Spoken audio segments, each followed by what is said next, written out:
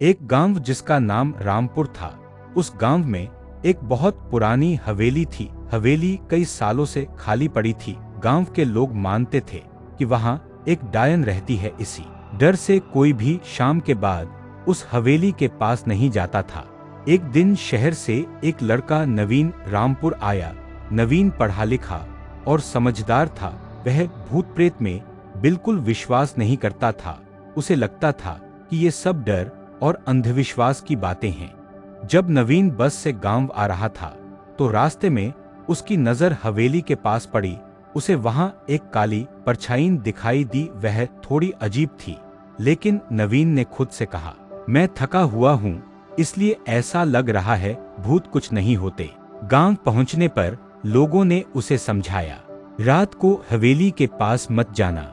नवीन मुस्कराया और बोला, मैं खुद जाकर सच देखना चाहता हूँ।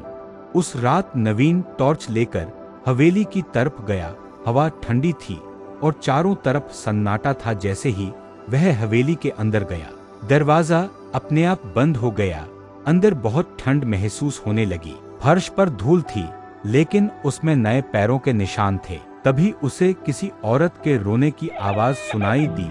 वह आवाज का पीछा करते हुए एक टूटे हुए शीशे के सामने पहुंचा। शीशे में उसे अपना चेहरा नहीं दिखा। वहां एक औरत दिखी जिसके लंबे बाल उसके चेहरे को ढके हुए थे और वह ठीक उसके पीछे खड़ी थी। वहां डायन खड़ी थी।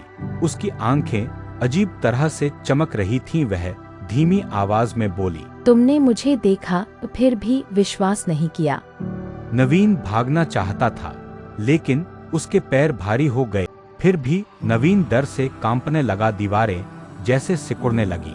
अचानक सब अंधेरा हो गया। अगली सुबह गांव वालों ने नवीन को हवेली के बाहर पाया। वह जिंदा था, लेकिन बहुत डरा हुआ था। उसके बाल रातों रात कुछ सफेद हो गए थे। वह धीमी आवाज में बोला, मैंने उसे देखा है, वह सच में है। उसी दिन नवीन गांव छोड़कर चला गया। जो लड़का कभी भूतों पर हंसता था, वह अब चुप रहने लगा था। हमने जाना, हर चीज जो दिखती नहीं वह झूठी नहीं होती।